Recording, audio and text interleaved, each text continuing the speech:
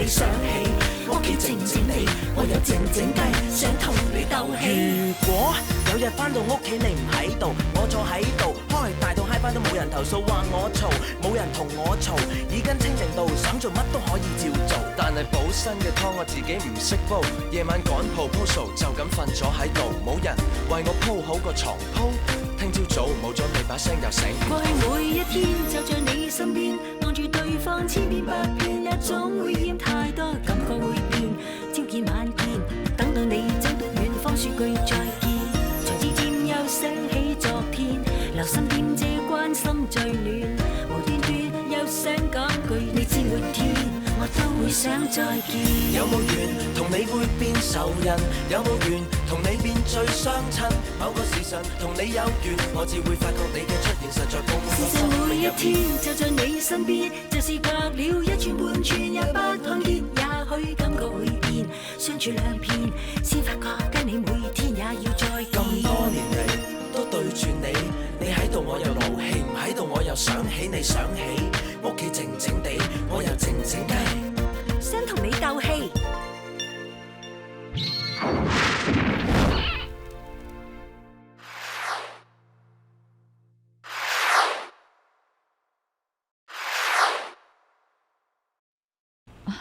លោកម៉ាពិតជាសុំទោសមែនបើទេអូហ្វេលៀមនុស្សពីរភេញហ្វាននេះបើនាងចង់ប្រើគេពិតមែនខ្ញុំសូមដាស់តឿននាងគិតឲ្យបានច្បាស់បន្តិចទៅចេញដំណើរលោកម៉ាលោ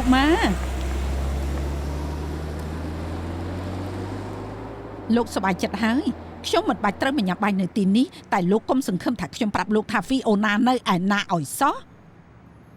មិនចាំបាច់ធ្វើហួសហេតុបែបនេះទេកំហុសខ្លះមិនអាចឲ្យមានសូម្បីតែម្ដងបងប្រហាជីវិតបុណ្យកាត់ទុះហើយបងដឹងថាសេមដឹករកនិយាយថាមិនទេពួកគេនិយាយថាមនុស្សធ្វើកិច្ចការធំទោះជាពាក្យនោះអាក្រក់ប៉ុណ្ណាក៏មិនប៉ះពាល់ដល់គេដែរខ្ញុំជាមនុស្សល្ងងតែខ្ញុំជាមនុស្សប្រុសរើសយកលុយមុនវាយស្លាប់ក៏មិនខឹងដែរបើឆ្កែខំលោកនៅតាមផ្លូវលោកចង់ខំឆ្កែវិញមែនទេម្យ៉ាងពេលនេះមានឆ្កែដល់ទៅ2ក៏បានជាកំហុសរបស់ខ្ញុំជាមនុស្សអត់បានការបែបនឹងបានហើយនៅ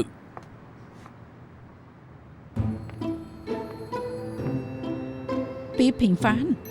លោកចង់ធ្វើមនុស្សធម្មតាមែនណា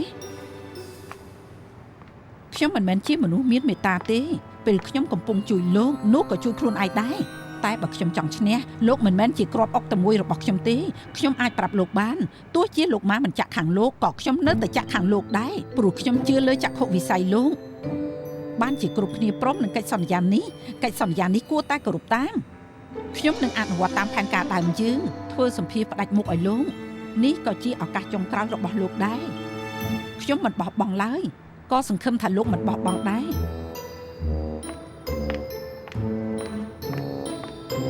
អៃរីងជួយខ្ញុំបែងចែកអំណោយផងអូខេស្រីបងកូននឹងខ្ញុំបានទិញតែពីសៀងហៃឲ្យគ្រប់គ្នា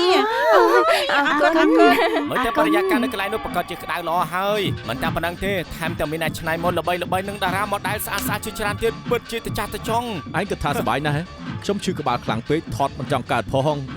ពិតជាអន់ណាស់មើលឃើញកៅអៅនឹងមនុស្សស្អាតខ្លួនក៏ឡើងមកកម្រិតដែរ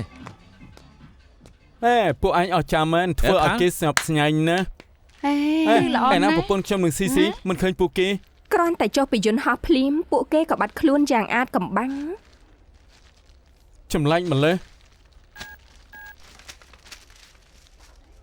អាឡូអូនសម្លាញ់អូននេះណាបងរអូនណាវ៉ា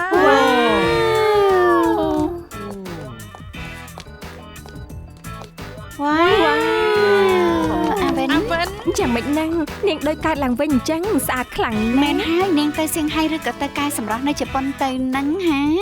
អូខ្ញុំទៅតែមកពីចូលរួមការបង្ហាញម៉ូដនៅសៀងហៃបំផុសកំណត់ឲ្យខ្ញុំចាប់អារម្មណ៍លើម៉ូដខ្លាំងណាស់បានស៊ីធ្វើជាគ្រូរបស់ខ្ញុំជួយជ្រើសរើសម៉ូដសម្លៀកបំពាក់ជាច្រើនដែលស័ក្តិសមនឹងខ្ញុំដំបូងខ្ញុំគិតថា fashion គឺជាភាពតាមសម័យត្រូវឲ្យអ្នកដទៃប្រាប់ថាអ្នកត្រូវពាក់អីការពិត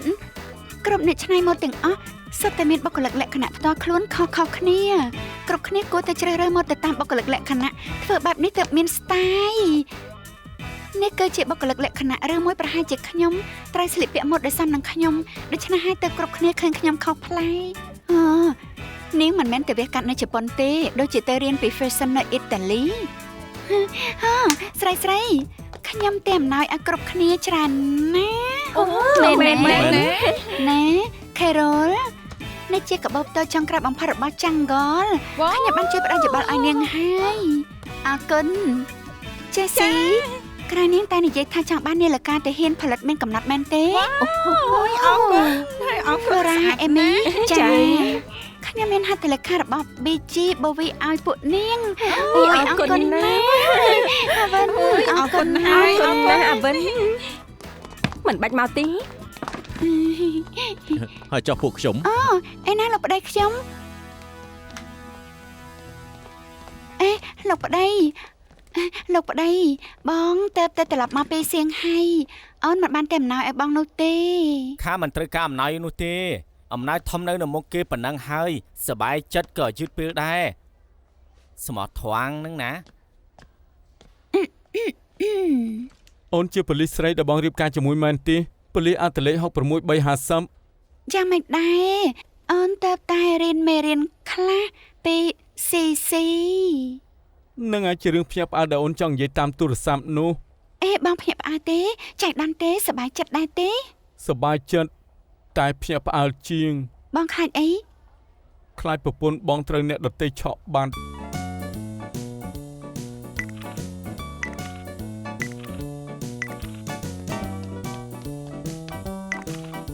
ធ្វើបានល្អ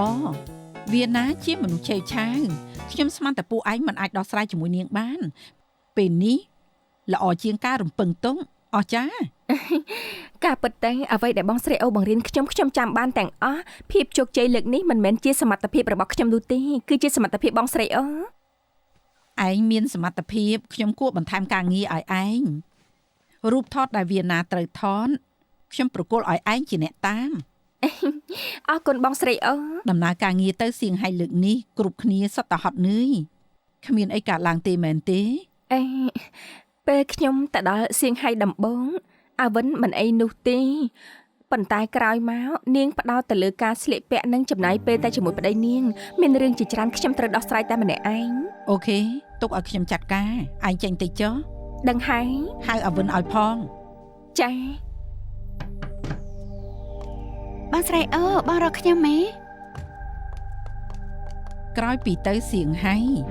ឯងចេះវិធីស្លៀកពាក់បានល្អជាងមុន មែនហើយការបង្ហាញម៉ូដអន្តរជាតិនេះធ្វើឲ្យខ្ញុំភ្លឺភ្នែកណាស់ខ្ញុំគិតថាទីបំផុតខ្ញុំដឹងថាអ្វីជា fashion ហើយ ហើយនៅរៀនចេះថាអ្វីគឺដេកខ្ជិលធ្វើការទៀន មិនក៏មកនិយាយបែបហ្នឹង ខ្ញុំផ្ដល់ឱកាសឲ្យឯងទៅសៀងហៃសង្ឃឹមថាឯងខំប្រឹងធ្វើការឯងនៅចាំមុនទៅសៀងហៃទេ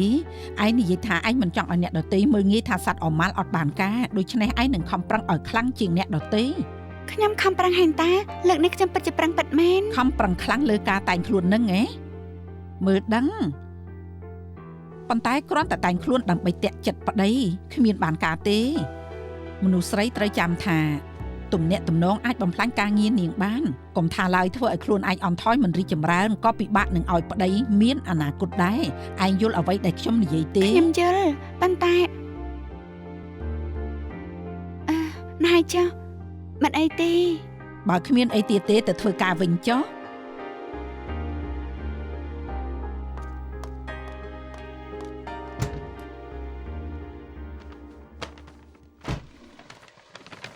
មិននឹងអូនសម្លាញ់ថាមានការអាចចុកបង្ហាញបងឥឡូវបែរជាទុកវិញ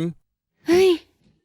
មិនដឹងថាម៉ាក់ក្មេងមានចេតនាអីឲ្យប្រកាសទេគាត់មិនអាចមានជំងឺភ្លេចភ្លាំងលឿនយ៉ាងហ្នឹងទេគាត់មិនអាចភ្លេចអ្វីដែលគាត់និយាយទេហើយនិយាយដដែលទៀតពិបាកផ្គប់ណាស់ តើមានរឿងអីកើតឡើង ដំបងថាមិនខ្វល់ពីរូបរាងនិងការតែងខ្លួនរបស់អូនឥឡូវចេះតែងខ្លួនថាអូនមិនខ្វល់នឹងការងារពិតជាពិបាកស្មានចិត្តគាត់មែន បងអាចស្មានដឹង បងស្មានដឹងហី ប្រកាសហើយ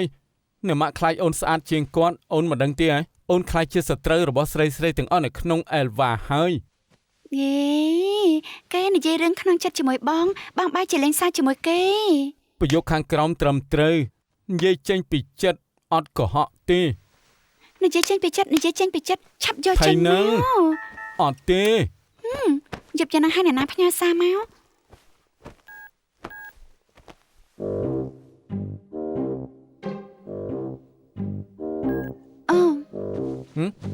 អូនច្រឡំហើយគឺរបស់បង អរគុណ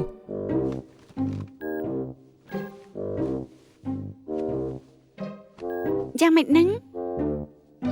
គឺមានមិត្តភក្តិចង់បបួលបងទៅញ៉ាំបាយស្អែកបងមិនដឹងថាគួរទៅឬអត់ អ្នកណាគេហ៎ មិញអូនមើលឃើញហើយនៅសួរធ្វើពើទៀតអូនសម្លាញ់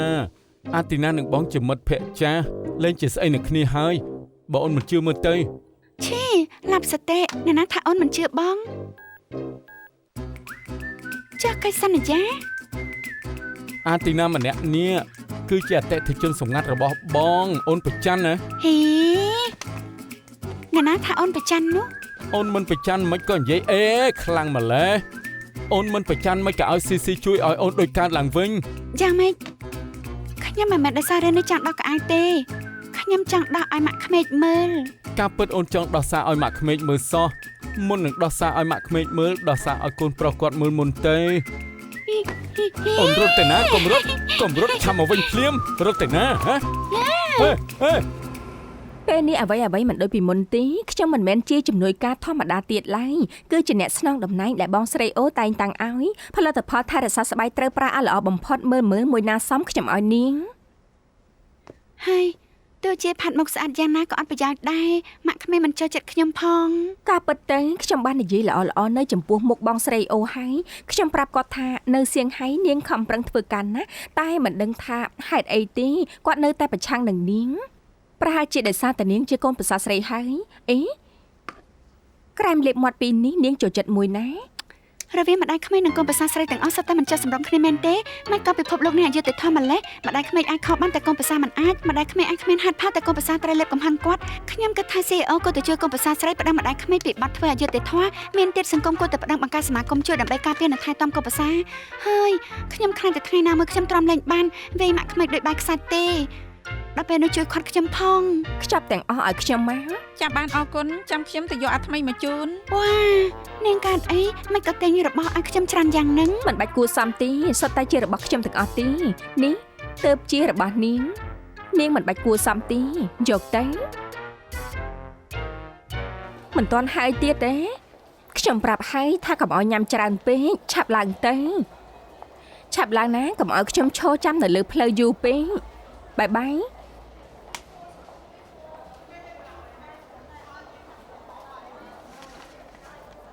ខ្ញុំ slim ហើយ sexy បែបនេះសុទ្ធតែមានមូលហេតុ បងស្រីកូកូល្អណាស់ដែលបានជួបបងខ្ញុំមានដំណឹងល្អសម្រាប់បងខ្ញុំរករបស់អាក្រក់នោះជិតឃើញហើយ របស់អាក្រក់អី គឺតកដែលសម្រាប់បងស្រីនិងបងថ្លៃបងហ្វៃអូនណា អញ្ចឹងអបអរសាទរផង អ្ហ្មិចក៏បងធ្វើបែបហ្នឹងធ្វើដូចជាមិនពាក់ព័ន្ធនឹងបងអញ្ចឹងបើរកគេឃើញបងអាចសងសឹកឲ្យបងស្រីនិងបងថ្លៃបងបានហើយ និយាយតាមត្រង់ចាស់កាលនោះខ្ញុំនៅក្មេងខ្លាំងពេកខ្ញុំគិតថាខ្ញុំចាំអីមិនបាននោះទេ ចាំមិនបានកុំអីដែរចាំខ្ញុំនាំបងទៅកន្លែងដែលបងធ្លាប់រស់នៅតោះ អេខ្ញុំមិនទៅទេលោកចង់នាំខ្ញុំទៅណាលេងទៅ ជួយខ្ញុំទៅ ឈឺណាស់ ណែចង់ធ្វើអីហ្នឹងអា មិនមែនជារឿងរបស់ឯងទេ ខ្ញុំប្រាប់លោកណាឆាប់លេងនឹងភ្លាមមិនចង់កុំបន្ទោសថាខ្ញុំមិនគួរសមអូយគិតថាធ្វើបាបខ្ញុំបានណា មនុស្សឈួតអូយឯងខំមនុស្សហើយ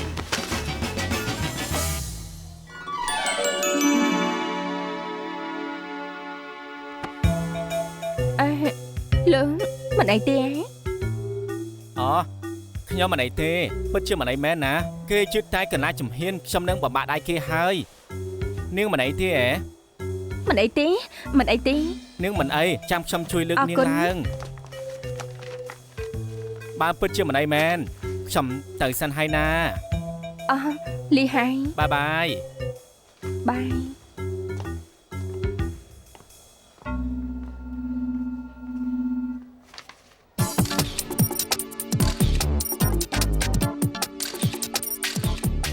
ចលនារបស់តារាម៉ូដែលនោះពិតជាអន់ ខ្ញុំមិនដឹងថាត្រូវនិយាយយ៉ាងម៉េចទេខ្ញុំចេះតែយល់ថានាងមិនសូវចូលតួ នាងត្រូវសម័យថាគេជាបរិះដែលនាងចូលចិត្តខ្លាំងពេលនាងផ្អែកលើគេត្រូវបញ្ចេញក្តីស្រឡាញ់គឺបែបនេះណា ហើយមកចាំខ្ញុំបង្ហាញឲ្យមើលចុះណានាងត្រូវប្រើសម័យគិតថាគេសង្ហាប៉ុណ្ណាស្អាតប៉ុណ្ណាសិចស៊ីប៉ុណ្ណានាងមើលទៅពេលដែលនាងអង្អែលលើទ្រូងគេ ពេលដែលនាងផ្អែកស្រួលប៉ុណ្ណាមានសុវត្ថិភាពប៉ុណ្ណា វ៉ា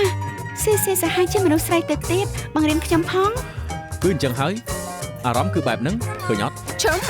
ធ្វើត្រាប់តាមទៅដូរមនុស្សទៅ ឈប់សិនខ្ញុំគួរបដូរនៅណា លោកខ្វាក់ទេហ៎មើលមិនឃើញទេហ៎បញ្ហាគឺមិនមែន model ស្រីទេគឺ model ខាងប្រុស តើ model ខាងប្រុសមានបញ្ហាអីទៅ មិនសូវសង្ហា អ្នកណាថាស៊ីម៉ុនមិនសង្ហាហាខ្ញុំថាស៊ីម៉ុនសង្ហាខ្លាំងណាស់គេមិនសូវសង្ហាអញ្ចឹងមានតែអាសានសង្ហាហើយ ការប៉តែអ្វីដែលពួកយើងចង់ណែនាំនោះគឺសម្លៀកបំពាក់ខាងស្រីខាងប្រុសមិនបាច់ខ្វល់នោះទេ នាងដឹងស្អីបើ model ប្រុសមិនសង្ហាតារា model ស្រីក៏មិនលះដែរដូច្នេះសម្រាប់ចិត្តហើយមិនយក model ខាងប្រុសយកតែ model ខាងស្រីទេ ពេលនេះនាងជា Art Director ខ្ញុំគិតថា model ខាងប្រុសគឺល្អហើយ Art Director អីគឺរអៀសខ្លួនទេអាត្មានិយម ខ្លាំងយ៉ាងម៉េចអា ស៊ីមុនហើយគេបែបនេះមិនដឹងថាមានទំនាក់ទំនងពិសេសអីជាមួយគេនោះទេជាផ្លេហើយនាងកាត់អីហ្នឹងអាប្រហែលថ្ងៃនេះមិនស្រួលខ្លួនមែនទេមិនក៏មិនធ្វើការទៅធ្វើការ តែធ្វើសក់ទៅ ឆាប់ឡើង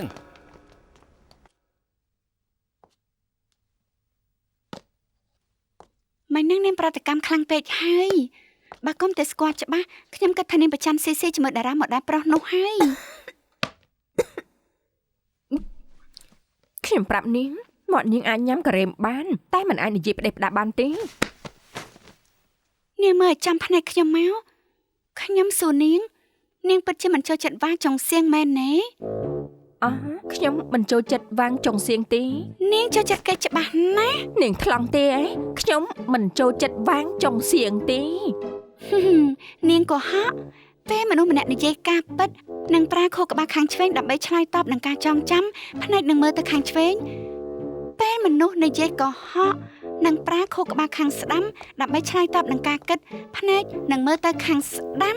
អំបញ្ញមិញពេលនាងនិយាយនាងមិនចូលចិត្តវាងចុងសៀងភ្នែកទាំងពីររបស់នាងមើលទៅខាងស្ដាំដូច្នេះខ្ញុំប្រកាសមានមូលហេតុជាថានាងចូលចិត្តវាងចុងសៀង កាត់បន្ថយសម្លេងនាងបន្តិចបានទេកុំប្រាប់អ្នកណាឲ្យសោះ ស្រឡាញ់អ្នកណាម្នាក់មិនមែនជាបាបកម្មទេនាងខ្លាចធ្វើអី ឲ្យគេដឹងថាខ្ញុំស្រឡាញ់ប្រុសខ្ទើយខ្ញុំមានមុខឯណាជួបគេខ្ញុំបាត់បង់ការគ្រប់គ្រងហើយដើមឡើយខ្ញុំចង់ចាប់ហ្វ្រាំងដែរតែស្មានមិនដល់ខ្ញុំបាយជាទីងហ្វ្រាំងដៃហើយឡានក៏ឈប់គ្រប់គ្រងលែងបានហើយ និយាយបែបហ្នឹងណាថាស៊ីស៊ីជាប្រុសខ្ទើយនាងបានឃើញដល់ផ្ទាល់ភ្នែកទេ ត្រូវឃើញដល់ផ្ទាល់ភ្នែកដែរឯងគ្រប់គ្នាសុទ្ធតែដឹងម្យ៉ាងទៀតនៅភោជនីយដ្ឋាននៅសៀងហៃនាងក៏បានឮដែរអាឡូស៊ីអាឡូណានប៉ុណ្ណឹងហើយនៅខុសទៀតទេ មិនអាចនិយាយអញ្ចឹងទេប៉ូលីសពេលធ្វើការគឺពឹងទៅលើផុសតាំងបើខ្ញុំរកឃើញថាស៊ីស៊ីមិនមែនជាប្រុសខ្ទើយពួកនេះអាចរីចម្រើនបានហើយ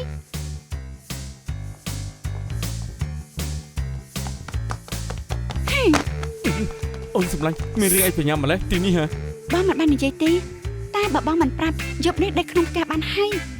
រ៉ៃអិន នាងថតខ្ញុំធ្វើអី បើសិនជារូបថតអក្រិតកម្មនេះធ្លាក់ទៅក្នុងដៃរបស់អៃរីគេទៅមើលថាចុងក្រោយលោកនឹងវេទនាយ៉ាងណា នាងចង់បានអី ឲ្យមកបានជាបងប្អូនឲ្យខ្ញុំមក ទិនទិន អើយខ្ញុំពិតជាស្រឡាញ់ផលិតផលមានកំណត់នេះណានាងមិនអាចខកខើមិនឲ្យខ្ញុំទេ អាចឲ្យនាងបានតែនាងត្រូវប្រាប់ខ្ញុំរឿងមួយសិន រឿងអី ឬឈីងសានខ្ញុំជាអ្នកជំនាញមិនយូរទេលោកនឹងជួបគ្រោះថ្នាក់ពីរយ៉ាងធំនិងតូចតែខ្ញុំអាចជួយលោកបានមិនក៏លោកមិនស្គាល់ឈ្មោះរបស់ខ្ញុំហើយជានរណាអ្នកធំឈឹខ្ញុំមិនជឿទេបើលោកមិនជឿលោកក្រោកឈរហើយដើរចេញទៅក្រៅទៅនឹងមានស្រីស្អាតជាច្រើនសម្លឹងមើលលោកមិនដឹងអីសោះចាំមើលថាស័ក្តិសិទ្ធិអត់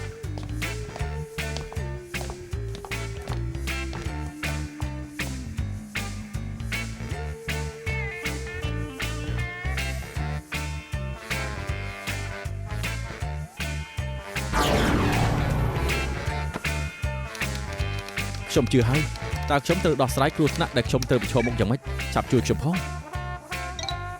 មានបញ្ហាតែលោកត្រូវឆ្លើយនឹងសំណួរខ្ញុំមួយសិន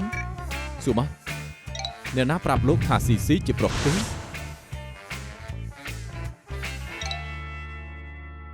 ហេខ្ញុំនិយាយថាស៊ីស៊ីជាប្រុសខ្ទើយហ៎ ក៏តែខ្ញុំជួយឆាយចំនួននាងវងឡើងម្ដុំធំបែរជាម្នាក់នោះជានាងទៅវិញ មែនទេខ្ញុំនិយាយតាំងពីអង្ការ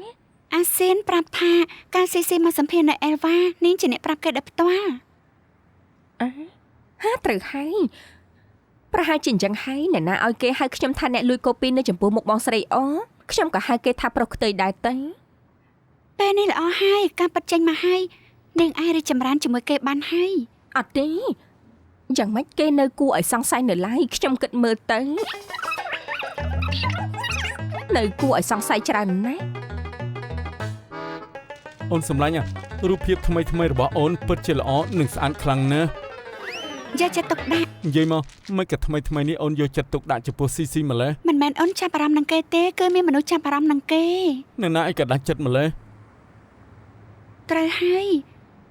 ក្រែងស៊ីស៊ីគឺជាប្រុសខ្ទើយឬក៏បងជិះទូពីបងនឹងគេល្អបែបនេះគ្មានរឿងដែលមិនដឹងនោះទេ ទោះជាមិត្តល្អក៏មិនប្រកាសថាត្រូវសួរនាំដែរបើគេចង់និយាយគេនិយាយខ្លួនឯងបងមិនមែនមនុស្សចង្រៃទេ បងចង់ថាអូនជាមនុស្សចង្រៃ មិននឹងអាចទៅអូនស្អាតគួរឲ្យស្រឡាញ់មានគុណធម៌ណាស់នៅមានទៀតអូនស៊ើបដឹងថាកូកូជាប្អូនថ្លៃរបស់យ៉ាងហៅធានបងគោរពអូនសឹងតែមិនទាន់ទៅឲ្យម៉ាដាម និយាយដល់រឿងហ្នឹងម៉ាក់ក្មេងប្រាប់ថាពូហ្វានថាគាត់ស្គាល់កន្លែងរបស់ហ្វៃអូនណាអូនដូចជាមិនជឿសោះ បងក៏គិតរឿងនឹងដែរ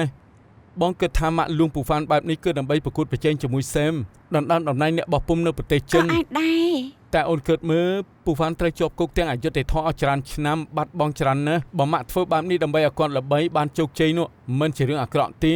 ក៏ត្រូវដែរបើសិនពូហ្វានផ្ដោតទៅលើការអភិវឌ្ឍការងាររបស់គាត់បានមិនមែនជារឿងអាក្រក់នោះទេហាស៊ីស៊ី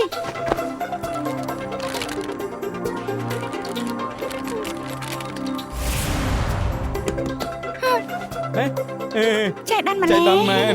ឡារបស់ឯងពណ៌លឿងភ្លឺដូចជាពណ៌ស្វាយអញ្ចឹងអ្នកណាក៏មើលឃើញដែរ ស៊ីស៊ីកាប់ទៅ ការប៉តែមិនពាក់ព័ន្ធនឹងគាត់ទេខ្ញុំចង់ដឹងថាលោកមានមិត្តប្រុសឈ្មោះស៊ីស៊ីនឹងណានមែនឬក៏អត់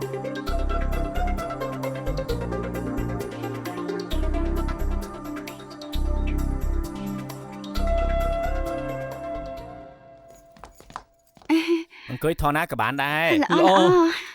ចង់ផឹកអីដែរអា ស្ដា សំទោសនៅផ្ទះខ្ញុំអត់មានសូដាទេមានតែទឹកដោះគោចូលចិត្តទេ ពួកខ្ញុំផ្ដាច់ដោះយូរហើយមែនតែលោកប្តី មិនហើយ មិនអីទេទឹកក៏បានដែរ អរគុណ Sorry ទទួលទូរស័ព្ទមួយផ្លែតពួកឯងចូលខ្លួនឯងទៅ ល្អ អាឡូ អាយ៉ាសំណប់ចិត្តពេលម៉ាស៊ីនកោសពុកមាត់អស់ភ្លើងចាំខ្ញុំប្រគល់ឲ្យវិញស្រឡាញ់អ្នក ជ្រូកល្ងងសំខ្ចីខោក្នុងសិនស្រឡាញ់អ្នកស៊ីហ៊ីកុំអីលោកប្តីគ្រោះថ្នាក់ស៊ីស៊ីខ្ញុំគិតថាពួកខ្ញុំគួរទៅញ៉ាំបាយផ្ទះវិញ មិនហើយញ៉ាំបាយផ្ទះ ដូចជាមិនចង់បោស្រាយតែខ្ញុំក៏មិនចង់លាក់ដែរពីនេះឯងមិនមែនចង់ដឹងថាខ្ញុំរស់នៅជាមួយនរណាទេហ៎ចាំខ្ញុំណែនាំពីនេះឯងឲ្យគេស្គាល់ដើម្បីកុំឲ្យឆ្ងល់ ពីរនាក់ មែនហើយពីអ្នកគេនៅរញ៉េរញ៉ៃក្នុងនឹងទេស៊ីស៊ីណាណាន ហើយ baby ពីអ្នកឯងយ៉ាងម៉េចហើយនឹងអា Daddy ណាប់ចិត្តតែខ្ញុំឆ្លាតទេខ្ញុំខ្ចីម៉ាស៊ីនកោសពុកមាត់របស់ប៉ាយកទៅគូតាមតាគូដូចទេ 3 ឆ្នាំមុនប្រពន្ធខ្ញុំបានលេងលះជាមួយខ្ញុំនាងប្រាប់ថានាងទៅប៉ារីសដើម្បីអភិវឌ្ឍការងារបង្ហាញម៉ូដរបស់នាងក៏ឡងមកខ្ញុំមិនដែលប្រាប់ពួកឯងទេព្រោះខ្ញុំគិតថាប្រពន្ធខ្ញុំគឺចង់រៀនបន្តដើម្បីអភិវឌ្ឍការងារទើបបោះបង់ផ្ទះខ្ញុំគ្មានមុខមាត់ដូច្នេះទើបមិននិយាយ កម្មពិតឯងប្រាប់ថាមានមនុស្សពីរនាក់ត្រូវផ្គត់ផ្គង់គឺកូនស្រីភ្លោះរបស់ឯងសោះ ការប៉ិនលោកធ្វើទាំងម្ដាយធ្វើទាំងឪពុកមិនក៏មករកម្ដាយថ្មីឪពុកគេម្នាក់មួយទេ និយាយតាមត្រង់ចុះនៅពេលនេះខ្ញុំខ្លាចការរៀបការកុំថាឡើយរកមនុស្សស្រីដែលព្រមទទួលយកពួកយើងខ្ញុំគិតថាវារងាណាស់ ក៏ត្រូវដែរប៉ុន្តែពេលខ្លះគោព្រេងគឺនៅក្បែរខ្លួនលោកទេគ្រាន់តែលោកមិនចាប់អារម្មណ៍ Daddy ចាំមិនហើយមានរឿងអីហ៎គូគំនូយ៉ាងម៉េចហើយនឹងហ៎ តើនរណាចាប់អារម្មណ៍នឹងស៊ីស៊ី ពេលវេលាមិនទាន់មកដល់ពេលវេលាមកដល់បងនឹងដឹងដល់ខ្លួនឯង អាវិន អេស៊ីមានគេផ្ញើផ្កាជូនលោក អរគុណអរគុណ មិនអីទេ មើលតើនរណាផ្សាយមកការនេះធ្ងន់ណាស់ចាំខ្ញុំជួយកាន់ហើយ អ្នកដទៃមើលអ្នកគឺជាផ្កាកណារបស់ខ្ញុំរីករាយថ្ងៃខួបកំណើតសំណប់ចិត្តរបស់ស៊ីស៊ីមែនទេ ឲ្យម្នេះជ្រូកល្ងងខោក្នុងលោកប្រឡាក់ហើយផ្ញើថ្មីឲ្យអ្នក Happy Birthday សំណប់ចិត្តរបស់អ្នកណាន អូយគួរឲ្យពើ មែនហើយ មិនចម្លែកទេដែលមានគេឆ្លក់វងវិញ ឆ្លក់វិញនឹងឯងហ៎ កូកូចំណែកនឹង CC ដែលមានមិត្តប្រុសចេះគិតគូរដល់តែ2នាក់ មែនហើយ CC ប្រាប់ពួកខ្ញុំផងបើ CC នឹងណានជាខ្លាឃ្មុំផែនដាមកគូនោះអញ្ចឹងក្រោយភ្លៀងមិនស្លាប់ហើយ ឆាប់ចេះច្រឡំរឿងបញ្ហាផ្លូវអារម្មណ៍របស់ CC ទៅ CC នឹងណានមិនមែនជាខ្លាំងខ្មុំផែនដែរទេក៏មិនមែនជាមិត្តប្រុសរបស់ CC ដែរពួកគេគឺជាកូនស្រីភ្លោះអាយុ5ឆ្នាំ កូនស្រីភ្លោះ 3ឆ្នាំមុន CC បានលែងលះគ្នាកន្លងមកគេធ្វើទាំងម្ដាយទាំងឪពុកដើម្បីមើលថែកូនស្រីភ្លោះរបស់គេការពិត CC គឺជាឪពុកដែលមានទំនួលខុសត្រូវណាស់ មែនទេ ប្រកាសជាមែនហើយខាងនឹងខ្ញុំបានជួបកូនភ្លោះអាយុ5ឆ្នាំរបស់គេនោះហើយពួកគេគួរឲ្យស្រឡាញ់ណាស់ដូច្នេះពេលនេះគ្រប់គ្នាអាចស្ងប់ចិត្តបានហើយ ណ៎ហើយចប់វិញមិនចាំបាច់មកស្រាយច្រើនទេអ្នកសាសមនៅតែស្អាតស្អំ I don't care ជប់ បា ប្ ន រាប់ ហើយ ពួកឯង បានហើយការ ណា ប៉ັດចេញហើយទៅធ្វើការទៅ អូយក្រៅភ្លៀងមេឃសាឡាអាចជាលើក្នុងសេះដែលស្ងប់ចិត្តហើយ មិនដឹងឯងនិយាយពីអីទេ អូហើយនៅចាំផ្ដាច់ចិត្តសាឲ្យកូនស្រីភ្លោះទៀតដែរណាចា នាងស្គាល់កូនភ្លុះមួយគូនោះដែរទេរសៀលនេះនាងចាំផឹកអី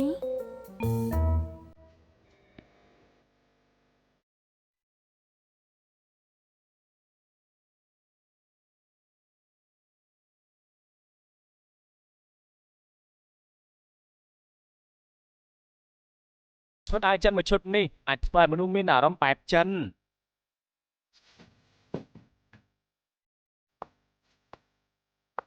ខ្ញុំចង់ថែមអីឲ្យមើលទៅដូចអ្នកចេះដឹងបន្តិចខ្សែខ្ញុំដឹងថាធ្វើឲ្យអ្នកដទៃដោយសត្វស្វាមិនល្អទេតែពួកខ្ញុំឆ្លងកាត់បញ្ហាច្រើនណាស់ដើម្បីលោកសុំវ៉ាពូហ្វានហ្វីអូណាហើយហេតុអីខ្ញុំប្រូរូបភាពច្រើនដងហើយនៅមានកន្លែងខ្វះខាតអញ្ចឹង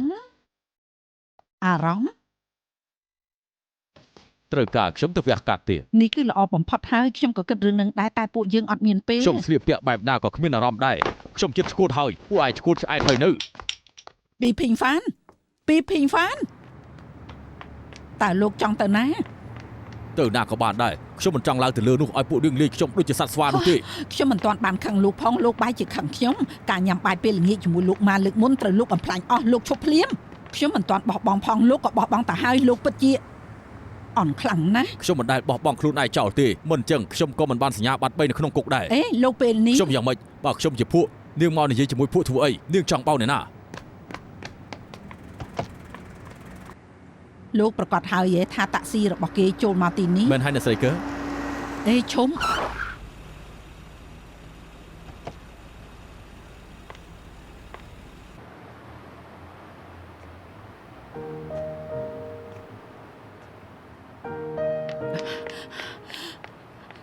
មិញខ្ញុំនិយាយអ្វីដែលខ្ញុំចង់និយាយមិនទាន់ចប់ អាគារនោះចាស់ហើយត្រូវវាយកំទេចចោលមនុស្សចាស់ទៅក៏គេបំបត្តិចោលដែរ30ឆ្នាំមុនអាគារនេះថ្មីខ្លាំងណាស់ខ្ញុំក៏សង្ហាណាស់ដែរខ្ញុំចាំបានអាវធំដែលខ្ញុំពាក់នៅកាលនោះគឺត្រូវធ្វើឡើងដោយជាងដៃឯកកំពូលនៅសៀងហៃប៉ុន្តែពេលនេះទោះជាខ្ញុំពាក់អ្វីក៏ដោយខ្ញុំនៅតែជាអ្នកទោស30ឆ្នាំមុនទាំងអាធាននិងខ្ញុំគឺរស់នៅអាគារនោះពួកយើងធំឡើងជាមួយគ្នាដូចជាបងប្អូនល្អអញ្ចឹង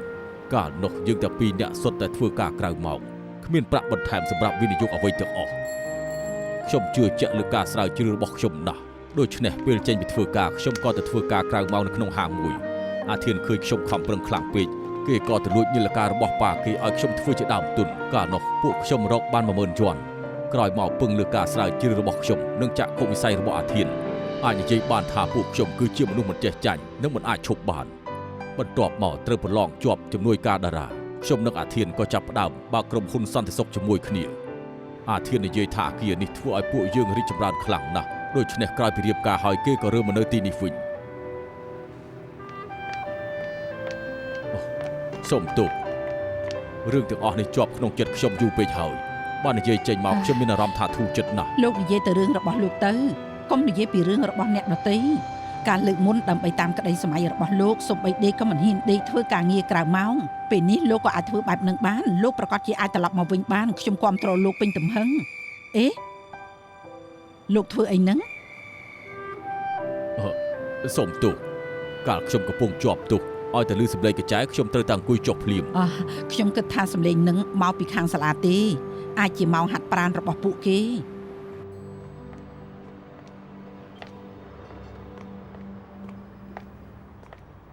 មើលណែពីរង្វាន់ខ្ញុំទាំងអស់នៅទីនេះពុតជាអស្ចារ្យណាស់ ហើយខាងសាលាមិនឲ្យតម្លៃពានរបស់លោកច្បាស់ណាស់ ពីរង្វាន់របស់ខ្ញុំធ្លាប់ទៅដាក់នៅទីនេះវាត្រូវគេយកទៅដាក់នៅខាងក្រោមតាំងពីខ្ញុំជាប់គុកម្លេះសុទ្ធតែជាកំហុសរបស់ស្រីសំអុយហ្វីអូណាទាំងអស់ សាលមួយស្តៀងគ្នាទៅមើលកន្លែងផ្សេងទៅ ខ្ញុំចង់នាំនាងមកមើលពានតែនាងមិនមើលខ្ញុំឈ្នះការប្រកួតសូត្រកំណាប់នៅទីនេះខ្ញុំនៅចាំបានកិច្ចការដែលខ្ញុំឈ្នះពាននៅឆ្នាំនោះគឺពេលណាទើបពន្លឺប្រច័ណ្ឌមកដល់សុំស្រាពីមេឃមិនដឹងថារាជវាំងនៅលើមេឃឆ្នាំនេះជាឆ្នាំអ្វីដែរខ្ញុំចង់ជិះខ្យល់ត្រឡប់មកវិញ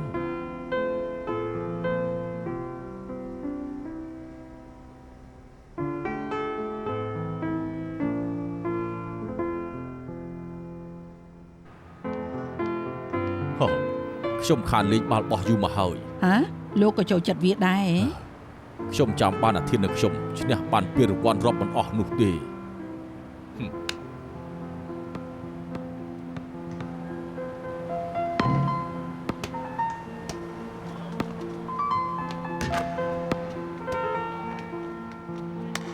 ហើយគួរឲ្យស្ដាយ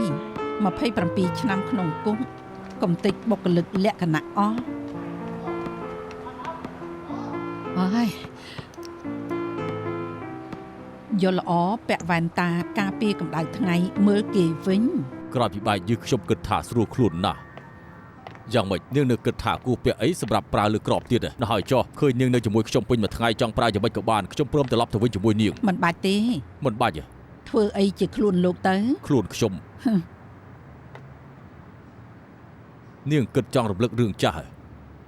និយាយលេងទេកុំសម្លឹងមើលខ្ញុំបែបនេះអី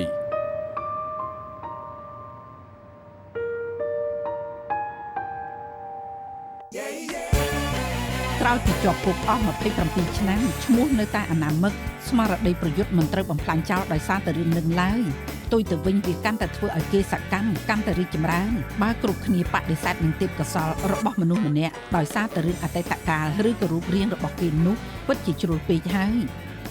គ្មានឈ្មោះខ្ញុំដឹងថាត្រូវលើកទឹកចិត្តលោកយ៉ាងម៉េចព្រោះលោកដឹងពីវិធីលើកទឹកចិត្តខ្លួនឯងគ្មានឈ្មោះពិតជាលោកមែនគ្មានឈ្មោះពួកនាងចង់ធ្វើអីពួកខ្ញុំជាអ្នកគ្រប់គ្រងលោកពិតជាសង្ហាណាស់ជានិមិត្តរូបសម្រាប់បរិយាចុះហត្ថលេខាឲ្យខ្ញុំមួយមកចុះហត្ថលេខាមួយមកចុះខ្ញុំមកចុះខ្ញុំមិនមានអារម្មណ៍អន់ចិត្តទេគ្មានឈ្មោះលោកខ្ញុំមិនងាយលោកទីនិពន្ធនាយករបស់អេវ៉ាដឹងថាលើកទឹកចិត្តលោកយ៉ាងម៉េចហើយពួកខ្ញុំក៏លើកទឹកចិត្តលោកដែរមិនខុសទេខ្ញុំគ្រប់គ្រងលោកគ្មានឈ្មោះខ្ញុំគ្រប់គ្រងលោកការច្នៃប្រឌិតការរីកចម្រើនមិនឈប់ឈរនៅតែជាគោលបំណងទស្សនាវដ្តីអេវ៉ាអរគុណសម្រាប់ការគ្រប់គ្រងបាយបាយ Hello អរគុណរបស់ល្អត្រូវតែមានទីផ្សារអញ្ចឹងហើយ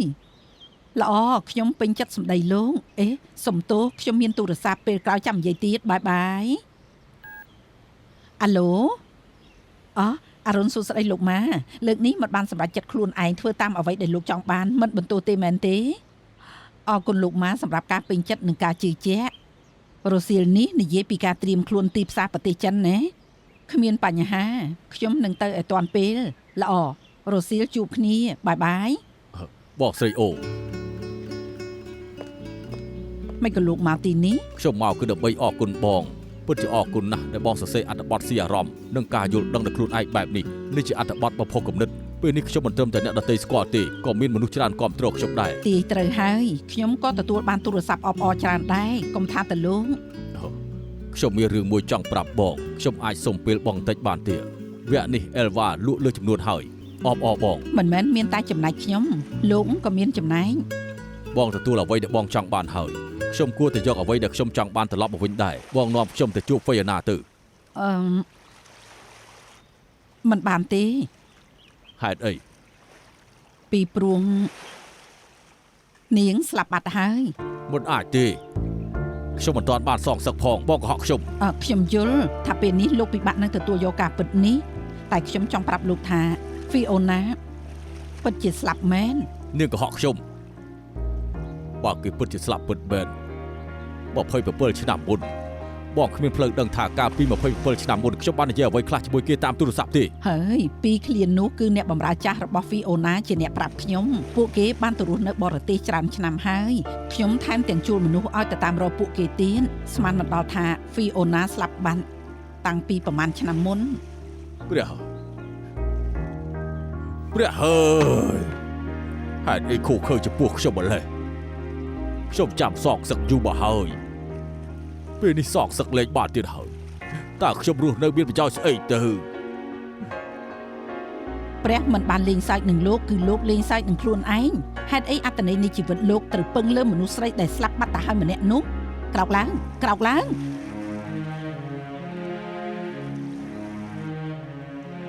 មើលមកខ្ញុំអត្តន័យនៃជីវិតលោកនៅពេលនេះគឺរស់ដើម្បីខ្លួនឯងរស់ដើម្បីមនុស្សនៅជុំវិញខ្លួនលោកគាំទ្រលោកត្រូវរស់នៅឲ្យបានល្អបំភ្លេចរឿងអតីតកាលសម្លឹងមើលទៅមុខរះហើយរះទៀតទើបមិនធ្វើឲ្យអ្នកអានរបស់លោកអស់សង្ឃឹមក៏មិនធ្វើឲ្យខ្ញុំអស់សង្ឃឹមដែរ បងនិយាយត្រូវខ្ញុំគ្រាន់តែច្រឡំប៉ុណ្ណោះជាង20ឆ្នាំហើយដែលខ្ញុំរស់នៅដើម្បីសងសឹករស់នៅដើម្បីមនុស្សស្លាប់ម្នាក់ខ្ញុំសប្បាយចិត្តណាស់បានបងរំលឹកខ្ញុំចាប់ពីពេលនេះតទៅខ្ញុំនឹងរស់នៅដើម្បីតបស្នងខ្ញុំនឹងរស់នៅដើម្បីមនុស្សចំពោះមុខខ្ញុំពេលនេះខ្ញុំដឹងហើយខ្ញុំមានកម្លាំងចិត្តឡើងវិញហើយលោកចង់និយាយពីអីអត្ថបទដែលបងសរសេរបង្ហាញពីអារម្មណ៍ពិតរបស់ខ្ញុំពេលនេះទើបខ្ញុំដឹងថាបងជាមនុស្សដែលខ្វល់ខ្វាយពីខ្ញុំបំផុតនៅក្នុងโลกនេះជាមនុស្សស្រីដែលខ្ញុំស្គាល់ច្បាស់បំផុតខ្ញុំចង់រស់នៅដើម្បីបងខ្ញុំទោះខ្ញុំនិយាយផ្ដេសផ្ដាស់ធ្វើឲ្យបងខ្លាចមែនដែរទេលោកមើលចោះមើលនោះចោះជាអ្វីទៅខ្សាច់ខ្ញុំឃើញមិនមែនខ្សាច់ប៉ុន្តែជាអាគារខ្ពស់មែនណែលោកមើលទៅពេលទឹកហូរចូលខ្សាច់វាខ្លាចជាភក់ពេលភក់ត្រូវក្តៅវាក៏ខ្លាចជាឥដ្ឋបុកនឹងឥដ្ឋច្រើនវានឹងខ្លាចជាអាគារខ្ពស់លោកយល់ហើយនៅបិទតែស៊ីជម្រៅបន្តិចតែខ្ញុំនៅតែយល់ពីន័យរបស់បងចង់បានន័យថាអាគារខ្ពស់ឡើងពីដីទោះជាម្នាក់នោះតូចទាបយ៉ាងណាក៏ដោយត្រូវលោកយល់ពីន័យខ្ញុំពេលនេះលោកជាខ្សាច់ត្រូវតែថែមទឹកនិងកម្ដៅថែមឥដ្ឋទៅខ្លាចជាអាគារខ្ពស់បានការងារលោកទើបនឹងចាប់ផ្ដើមដូច្នេះរឿងផ្សេងទៀតមិនបាច់គិតទេលោកផ្ដោតតែការរីកចម្រើនរបស់ខ្លួនឯងដើម្បីឲ្យខ្លាចជាទេវតាភិហ៊ុនពិតប្រាកដខ្លាចជាអាគារខ្ពស់រីកចម្រើនខ្លួនឯងមិនខុសទេបន្ថែមលើការស្លៀកពាក់កន្លែងដែលលោករស់នៅក៏សំខាន់ដែរឬថាលោកនៅរស់ក្នុងបន្ទប់4ជ្រុងនោះទៀតមែនទេធ្លាប់គិតរឿងចេញទេអត់ទេមែនហើយនៅមានរឿងច្រើនណាស់ដែលត្រូវគិតរឿងផ្សេងទៀតធ្វើយឺតម្ដងបន្តិចក្រុងរ៉ូមមិនមែនសាងសង់តែមួយថ្ងៃនោះទេត្រូវចំណាយពេលយូរណាស់បងស្រីអូបងនិយាយត្រូវបងខ្វល់ពីខ្ញុំខ្លាំងណាស់ខ្ញុំស្ដាប់តាមបងខ្ញុំនឹងដើរម្ដងមួយជំហាន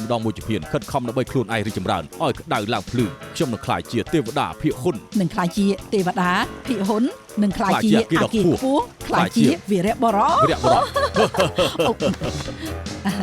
ត្រូវហើយនិយាយអញ្ចឹងខ្ញុំមានប្រជុំសំខាន់មួយខ្ញុំទៅមុនហើយធ្វើតាមនឹងចុះ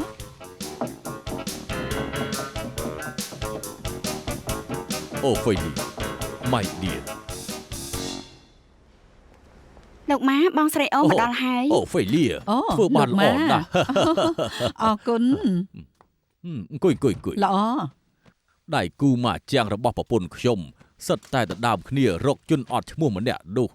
ថែមទាំងបង្ខំឲ្យខ្ញុំទៅយកហត្ថលេខារបស់គេថែមទៀតផងគ្មានបញ្ហាទេទុកចិត្តលើខ្ញុំចុះ ពេលខ្ញុំឲ្យលោកពីរចុះហត្ថលេខាហើយនឹងយកទៅឲ្យអ្នកស្រីម៉ាភ្លាម អូហ្វេលៀនាងពិតជាមានសមត្ថភាពបែនអាចធ្វើឲ្យថ្មខ្លាយទៅជាមាសបាន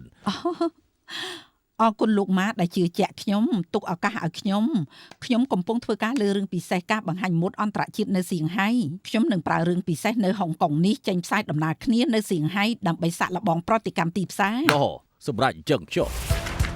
គ្រប់គ្នាដឹងច្បាស់ហើយពីរឿងពិសេសនេះមិនត្រឹមតែហុងកុងទេតែក៏ចុះផ្សាយនៅសៀងហៃដែរប្រតិកម្មទីផ្សារទីនោះនឹងមានឥទ្ធិពលដោយផ្ទាល់មិនថាអែលវ៉ាអាចចូលក្នុងទីផ្សារប្រទេសចិនឬអត់ដូច្នេះខ្ញុំចង់ឲ្យទាំងអស់គ្នាភ្ញាក់ខ្លួនឡើងខ្ញុំមិនត្រឹមចង់ឲ្យល្អទេគឺចង់ឲ្យល្អបំផុតយល់ទេ អាវិនជួយផ្ញើអានេះខ្ញុំផងអ្វីដែលគ្រប់គ្នាទទួលបានគឺឯកសារប្រហែលម៉ោងខាងមុខនេះគ្រប់គ្នាច្បាស់ជារវល់ខ្លាំងណាស់ក្រៅពីរឿងល្អបងអូមិនឃើញមកយឺតហើយចេញទៅវិញលឿនទេអ្នកដែលមានសង្សារគួរតែបែកគ្នាហើយអ្នកដែលត្រូវរៀបការគួរតែពន្យាពេល វ៉ាបើមានផ្ទៃពោះគ្រប់ខែមិនចាំបាច់កើតទេ បើសិនជាមានផ្ទៃពោះខ្ញុំអនុញ្ញាតឲ្យដាក់ច្បាប់មាតុភាពហើយប្រាប់អ្នកសារព័ត៌មានទៀតល្អទេ ឥឡូវខ្ញុំនៅកន្លែងធ្វើការតែទៀតខលទៅវិញ បើមិនចាំបាច់កុំខលទូរស័ព្ទនិយាយឲ្យខ្លីខ្ញុំសូមឲ្យគ្រប់គ្នាប្រយុទ្ធសមរភូមិនេះប្រកបដោយវិជ្ជាជីវៈមិនអញ្ចឹងនឹងដូចសេមអញ្ចឹងទៅខ្ជូ baby លេងជាមួយកូនក្មេងចូលមកបងស្រីអូមានផ្កាជូនបងឈប់សិន អ្នកណាហ៊ានតាមបងស្រីអូ មានមនុស្សតែពីប្រភេទគត់អ្នកគ្មានជំនឿម្នាក់តែងគិតខ្លី បងស្រីអូបានផ្កាថាមិនត្រូវពេលយប់អាចដើរលេងមិនបាច់ថែម៉ោងធ្វើការទេ ឯងល្ងងណាបងស្រីអូមិនធ្វើការថែម៉ោងមិនមែនមានន័យថាខ្ញុំនឹងឯងមិនធ្វើថែម៉ោងទេ បងស្រីអូសុំទោសថ្ងៃមុនខ្ញុំបញ្ញាប់ពេកនិយាយស្ដីធ្វើឲ្យបងខ្លាចសង្ឃឹមថាបងមិនប្រកាន់ទៅចុះខ្ញុំពិតជាសុំទោសដល់ចិត្តស្មោះមែន យកចោលទៅចោលកាន់តែឆ្ងាយកាន់តែល្អមិនមែនត្រង់នឹងគឺខាងក្រៅ សុំទោសគ្រប់គ្នាសម្រាប់ចុះអូខេ15នាទីក្រោយប្រជុំទៀត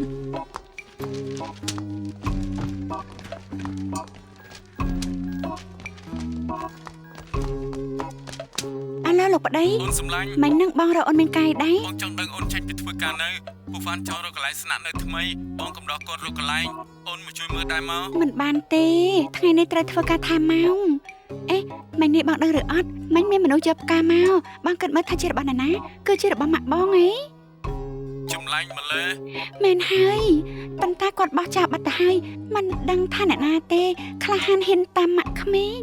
這是愛，承諾用心戀愛，注定要和你同步飛身外海。誰人是最愛，全情投入去愛，有你每日也精彩，永遠與你一起，日後都只愛你，永遠的心動每日也令我回味。珍惜就像調味，能維繫便銘記，愛你能教我幸福一世紀。Oh baby I love you I love you every day，永遠的心動每日也令我回味。